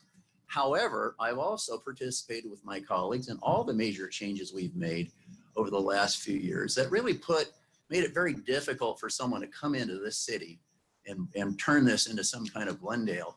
That's not going to happen, folks. And the amount of discretionary ability we have now, thanks to the state, you've heard me grumble about this on many different issues over the last 3 or 4 years. They just keep taking the capacity of our government here in Sierra Madre from being able to make decisions about things that are important to our people. They keep telling us what to do, and they generally don't send us the money to do it with. So I agree with you. I'm not real sure which way to go here. I guess if I was an applicant, I really wouldn't want to go to the Planning Commission under any circumstances if I didn't absolutely have to. I see number 8 looks like we could talk about it.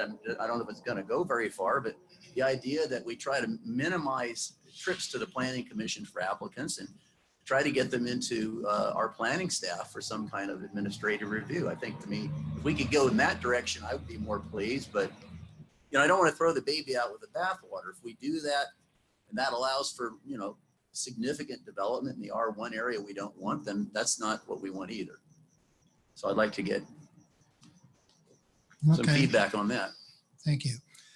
Just one more general comment here. So one thing that I am very, very proud of for Sierra Madre and proud of the Planning Commission is that we implemented the floor area ratio and lot coverage.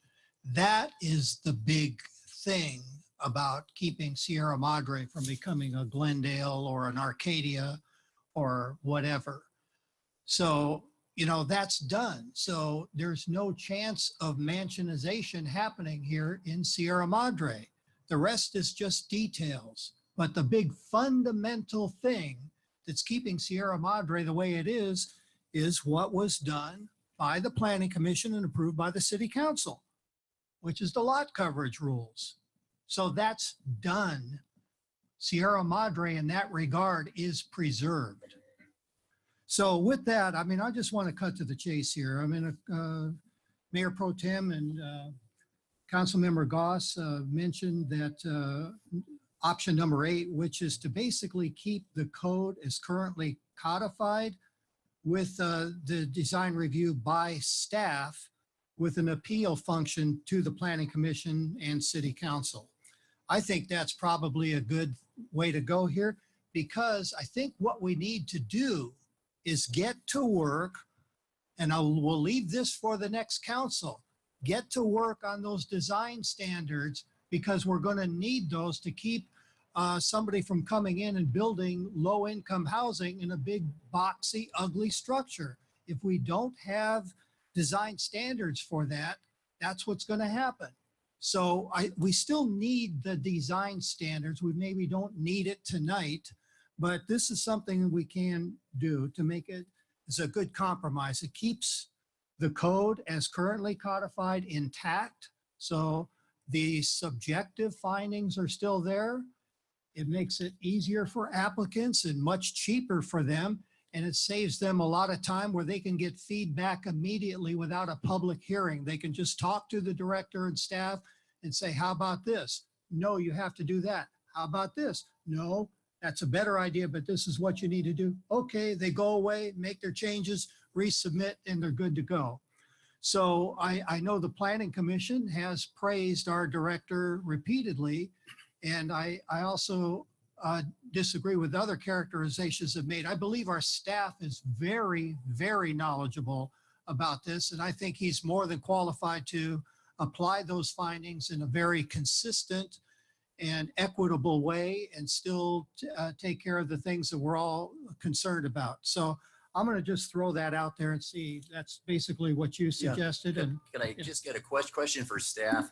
on item number 8, isn't there supposed to be a no fee appeal if you have to go to the planning commission? Councilmember Goss, that's what we would propose. That's correct. We wouldn't want there to be a disincentive for an applicant to be able to appeal. So I would like, if we are discussing that particular option, I like the words no fee in there for the cost of an appeal to the planning commission. Again, we're trying to be applicant friendly if we can possibly do so. Yeah. Can I ask a question about the appeal?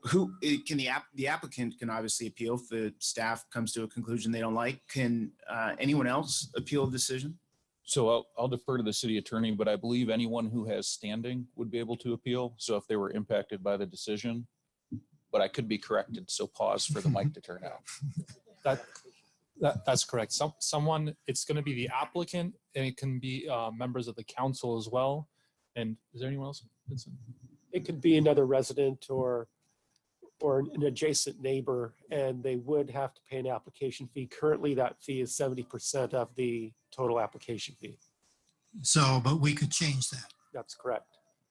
So would that be a discussion for another council meeting? It's something to think about. I mean, because if it's a no cost appeal, I mean, you could see a situation where everything's going to go to the planning commission anyway, right? If a neighbor doesn't like it, or if the applicant doesn't like it. So just something to consider. I don't know if we have to decide it now. I mean, I do think that the fees should be reasonable. I don't think that people should be gouged. So I thought of something, again, just a fee to make the appeal that is partially, say, 50% refundable if it's upheld. And if it's rejected, then, or vice versa, if it's rejected, something like that, where there's got to be skin in the game. if you're meritorious, Yeah. And Mayor, if I could add, the fee can be adopted via resolution. So you can provide us direction today, and we can bring a resolution for the second reading of the ordinance for the next city council meeting. Okay, we'd have to give you some direction as to what we were looking for. So let's solve the first problem. We can, if that's where we want to go, then we can talk about that. But let's try to come to a consensus on, which of these alternatives we'd like to implement here. So yeah, I like the proposal. That it seems like, at least Councilmember Goss and Mayor, you're on board with 8, and Mayor Pro Tem, are you as well, or? So essentially, yes, I said 1 just because it's the current code, or the current the current code with the reviewing authority, which actually 8 is. So 8 is where I'm fine with that. okay, so shall we talk about direction to give to staff on what we think that appeal process should be? Sure. I mean, is there a system already in place, or are we actually devising one right now? So Mayor and Councilmember Harabedian, we think we don't want a disincentive to appeal, especially if it's to a staff decision. So for an applicant, we would propose a no fee appeal to the Planning Commission, which could then be appealed to the City Council, where there would be a fee. For a potentially harmed or aggrieved party, again, we wouldn't want that to be stopped from a staff decision. So I like the idea of, if meritorious, we would just refund 100% of the fees. We could leave it at 70% for them to file the initial appeal, which has skin in the game. I think that'd be around $1,700. And if they win the appeal, we could refund it entirely. I think that's a little too high, my opinion. There's a fine balance between a nominal fee that's really easy and then something that's material. I mean, if a neighbor is willing to probably pay $500, or that still seems like there's skin in the game. So it's 500 jumps to my mind, but I don't know if that's enough of a deterrent to get frivolous appeals. Yeah, I wasn't thinking about that, the frivolous. I'm thinking, Sorry, I'm worried about frivolous appeals. Yeah, I agree with you. Yeah. I think that's right. But 500's, I think that's skin in the game. I don't think that's. It's a lot of money for me. I mean, it should be a lot of money for anyone, but I just don't know if there's a precedent for that. But yeah, 1,700 seems pretty high, even if you do get it back. So the appeal process would be very specific, though. They'd have to say specifically what it is they object to, And so then tell me how that would work. Because in a case like that, the reviewing authority would say that this is approved. Say, like, what could it be? On a second story window looking into their yard, I suppose. So how would that appeal work? So Mayor, I'll let the city attorney and planning director walk through, but the most recent real life example we have is a party felt that new construction or a new addition robbed them of their view of the mountain. And they made an argument that the planning commission should be unable to find that it didn't impact them to a great extent because it took their view. They wanted to appeal to council, or they said they were going to appeal to council, but never did. But this would be a real life example of a home is constructed or a second story is added. In this case, the review authority says all 8 subjective findings are met, and the neighbor says, well, my view has been taken. So the appeal to the planning commission would be on the basis of that complaint. Okay. So if the planning commission then upheld the appeal, did we get their money back? No. Right? If the planning commission upheld staff's decision, they would not get their money back. They would not. Yeah. Correct. Only if their appeal is meritorious, meaning that the planning commission overturns the staff's decision. That's the way I understand That's correct. it. Yeah. Okay. So it's $500.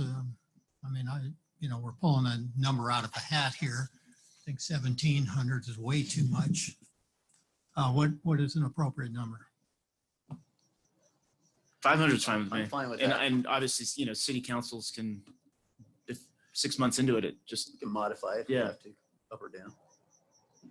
What do you think, Mayor? Pro I Tem? don't feel strongly about the dollar amount. I can go with 500 and go with 1,000. But if 500 is where we want to sit and bring it back later and evaluate if that's effective. I think That's fine. 500 is a good number. I mean, if it's 1,000, that to me is a real, I'd say, a disincentive.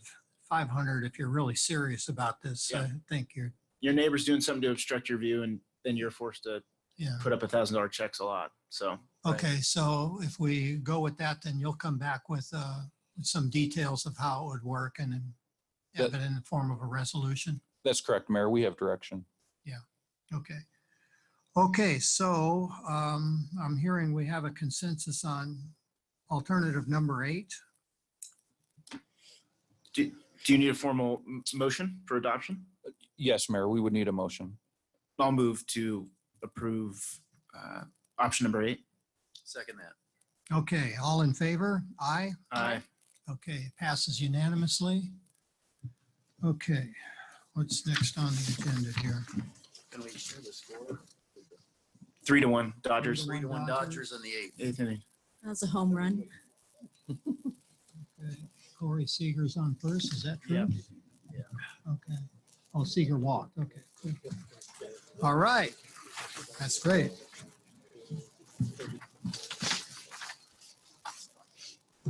Okay, next on the agenda are 2 discussion items. The first is adoption of ordinance 1435, amending Title 3, 8, 12, 15, and 17 of the code regarding city commissions.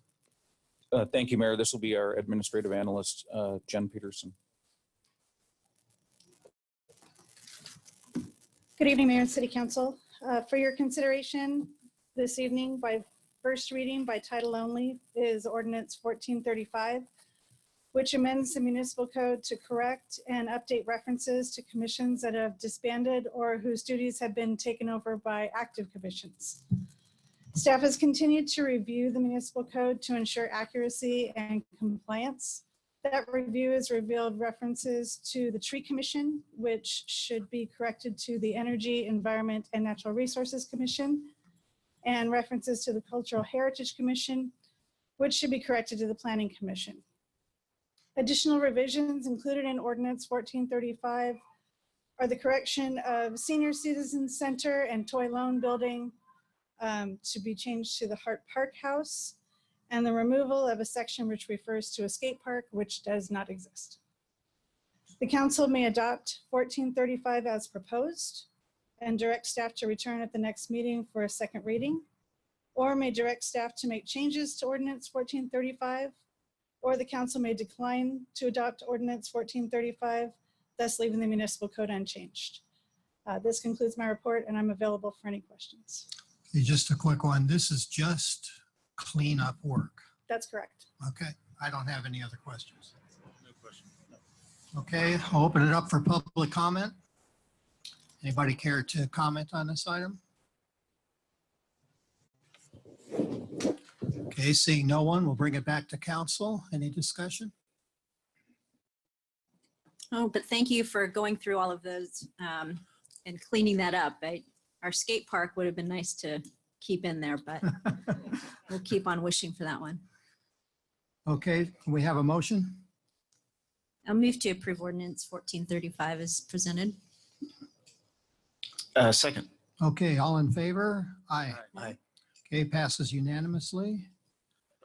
Okay, consideration of incorporation of wildlife watch program. Mayor, this will be our management analyst, James Carlson. Good evening, Mayor and City Council. The last item on the agenda tonight is a request for you guys for the City Council to discuss and provide direction regarding the concept of introducing a wildlife watch program, which is developed by the California Fish and Wildlife Department in an effort to better manage the human-wildlife interactions with the city. Wildlife Watch is a very comprehensive approach for the wildlife management system. In fact, Fish and Wildlife has launched a number of these programs in Los Angeles and Orange County. However, they are specifically geared towards coyote management. They have expressed that they are anxious to work with Sierra Madre to launch the first wildlife approach that really focuses on bears. With your direction, staff will initiate the first steps with various city departments, the Pasadena Humane, and community stakeholders as well. And should direction be provided to this evening to pursue the program, staff would also like and appreciate any specific interests or topics that we should be aware of as we begin the process. And again, we are simply looking for direction regarding this concept, and we would appreciate any direction you can provide. I'd be happy to answer any questions you have. Any questions? I think it's great that we're talking about this finally, because we obviously have wildlife intruding into the city to a great degree. So the way I see this process, it sounds pretty good. I think it's important to reach out and really get a thorough feeling from the community about it. Have we given any thought to how much that would cost in terms of staff time and everything? Because it seems like a fairly, multi-departmental, fairly comprehensive approach to things. I think a lot of that will be fleshed out after the initial meeting we have with Fish and Wildlife. If you notice the PowerPoint presentation I added, that was presented to the community at a presentation during Safety Week with our Sierra Madre Police Department. It was one of the most appreciated presentations they had. They had Michelle Holbeck from Pasadena Humane and then Rebecca Barbosa from Fish and Wildlife. And it really is going to be tailored to what we need and what we can actually accommodate. Another dumb question. Fish and Wildlife isn't offering any funds for this, I'm assuming. They are not, that I'm aware of at this time. And there will be occasional opportunities for the future city council to weigh in on possibly a new ordinance or a new mandate or a new incentive. So it will be something that the future council will be seeing from time and again. I'd like to see Ms. Barbosa give that presentation on the bear problems, and maybe at a council meeting, whether we can squeeze that in or not, I don't know, but this is certainly something that the next council is going to have to address. But that presentation that I saw during the Safety Week there was shocking about the overpopulation of bears. And for me, it just immediately the conclusion I came to is that there is going to be continuous, constant and increasing pressure where bears are going to be coming into the neighborhoods. So this to me is a safety issue. I've lived in Sierra Madre now 38 years, and I don't ever remember hearing of an encounter, a physical encounter with a bear until about 2 years ago. Since then, we've had 3. So how long is going to be, what I'm hoping is that somebody's dog gets killed to wake everybody up before a child gets killed. And I'm serious about saying that, and I am very concerned about it. So I think that'd be a good start, is to review that presentation again so that everybody can see that and see for themselves just how alarming this situation is. So that's more a statement than a question, but. And if I might add, just for anybody that's watching us, it is on our website, and we have to put links on our Village Vine and stuff like that very recently. So you can see the presentation over again. It's hosted on our website. She prefers to do live presentations in person. So maybe after it warms up a little bit and as part of our Wildlife Watch, that would be one of the first steps that we would bring her back to council and let everybody see her again. Yeah. Okay, other questions? In the staff report says this. I mean, beyond bears, these are historically coyote-focused programs. Is there anything that we would be focusing on other than bears, or is this really a bear issue? Well, I would love to have some direction from you tonight, but it's my idea that we would be able to incorporate all kinds of wildlife. Even though we have a focus on bears, there could be coyote publicity, if nothing else. Could be mountain lions, it could be rattlesnakes, things that we do run into in Sierra Madre. That's why we really like this comprehensive approach working with Fish and Wildlife. Because I do think that one area is deer. I mean, I think we, to the mayor's point, I don't remember this many deer, running on the streets daily, and I do think that for their protection, folks need to know what to do and what not to do. It's becoming, I think, so prevalent and regular that people don't even stop and look anymore. It's like, oh, there's another deer. Before it was like, oh my God, look at that family of deer. Now it's every other day you see it. So I am a bit worried about the deer safety, just because they literally eat on our front lawns all the time, and people are just. So hopefully, what was it, 2 years ago, someone shot one with a bow and arrow in Monrovia. So, so I think deer needs to be involved, as well as the other animals that you mentioned. I just wanted to add that you mentioned mountain lions. Definitely that should be part of it. Yeah. Because they're here in town. I'm seeing sightings on Facebook all the time. Yeah. Yeah. Well, we had a sighting down on our street 2 years ago, down on Ramona. So, I mean, for a mountain lion to get to Ramona, it's going through lots of people's backyards, presumably. Yeah. That's scary. Okay, any public comments on this item?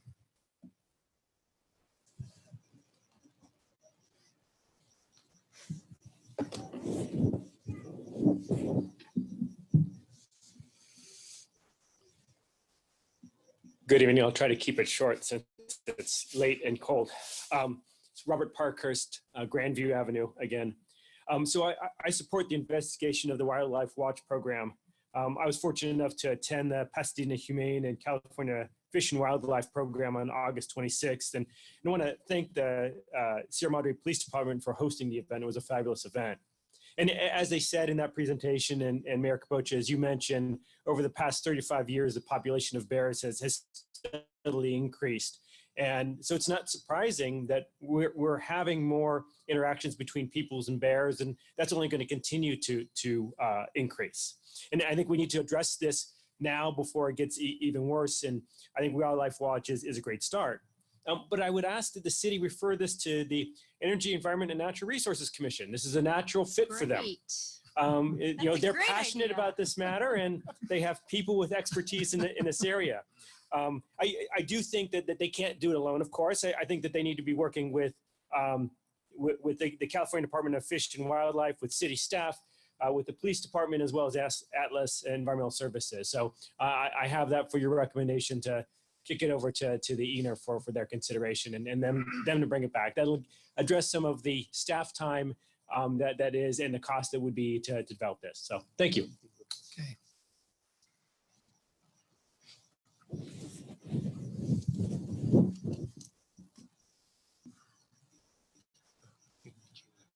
Three times in one night. This is horrible. So, For you or for us? Well, you guys have gone a lot more than three, I know. And some of you may know that, well, of course, Sierra Madre is a wildlife sanctuary city. And I have put together some information, and I'm trying to form a research group to see that what we can do to make our city safer, and then what we can do to make it safer for the wildlife.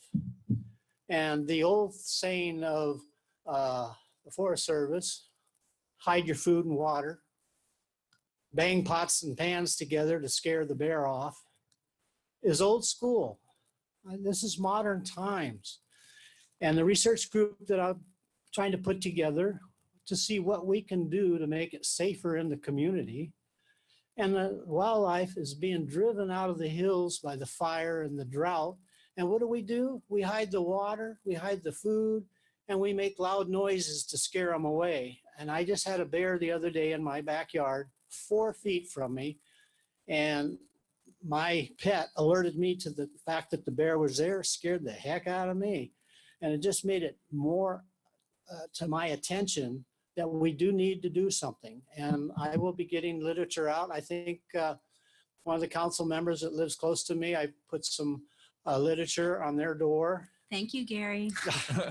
So those who are hearing this, I will make sure that the brochures get around. And I think we really can do something positive for the wildlife and make it safer for the community so that nobody has to lose a dog. So, thank you. Thank you. Okay, anybody else? Okay, we'll bring it back to council. And I just want to say, I think that's a great idea from Mr. Parkhurst, that we should just hand this to the ENR Commission and let them work with staff to come up with some ideas. I think it's a great idea. Thank you, Mr. Parkhurst, for sharing that and recommending it. And I think there are really great discussion questions here, though, regarding one, which we spoke about briefly, what else should be included in what other animals should be included. Should we recreate a separate watch program? Obviously, the question about bear resistance trash cans. But I think all of these are going to be extremely important points to explore further. And yes, I think we should be part of that to some degree as city council, but if we have the ENR Commission driving it to lead some of those efforts, I think is a great use of time and resources. I agree. Nothing to add. Okay, all right, good. So staff, you have direction? We do, Mayor. And I just want to point out that Mr. Parkhurst does serve on that committee too. And I want to thank him for his service on that committee. Great idea. Okay, so that's it. We've gone through everything. Any new agenda items for the future? Okay, with that, we have a motion to adjourn. Motion to adjourn 3-1 Dodgers, 9th inning, 2 outs. So We're 1 out away. On the big screen. oh, look at that. All There it right, is. we'll just stay here and finish it now. Let's Okay. finish it. All right, well, this meeting is adjourned. Thank you, everybody, for coming and appreciate everybody's comments.